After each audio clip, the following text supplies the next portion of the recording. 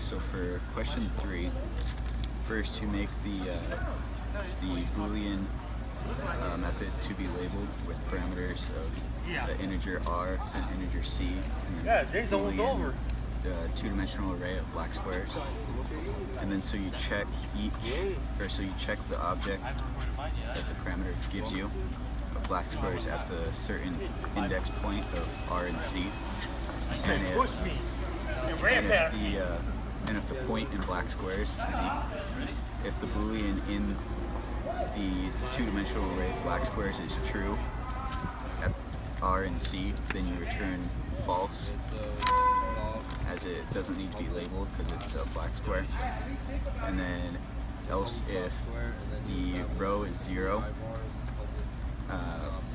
so if the square in black squares is white, and if the row is 0, meaning that there's no other white square above it, as part of the parameter of whether it should be labeled or not is if it doesn't have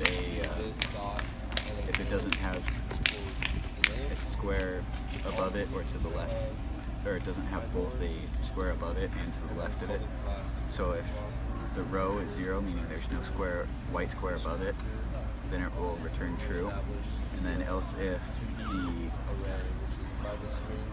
if the square next to it is black, or if the square above it is black, then it will return true.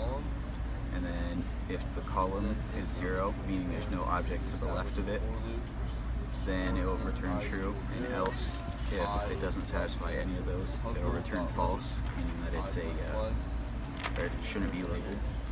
And then for the crossword constructor, with the parameter of Boolean black squares, first you initialize a num of 1 for the number to be labeled of each square object in the puzzle array, and then you create the puzzle object as a new square two-dimensional array at the same length as the black square's two-dimensional array. And then you do a nested for loop of with int row equal to 0, and then row less than the puzzle.length, and then the row increases by 1. And then the second for loop starting at column equals 0 with column less than puzzle at row 0 dot length, and then the column increases. And then you use a if statement. So and then you put the black squares of the r and the c into the to be labeled method, and if that equals true, then the puzzle two-dimensional array at the row and column is equal to a new square object of false, meaning that it's white, at the num, and then the number will increase for each iteration. And then else if the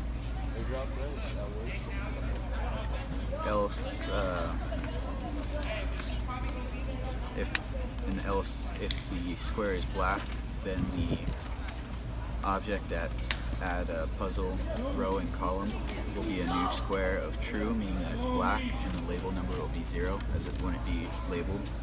And then else if the square in black squares is false, meaning that it's white, then and it doesn't satisfy the to be labeled method, then it will be a new puzzle object of row, column, or it'll be a new square of false and then 0, so it'll be white but it won't be labeled.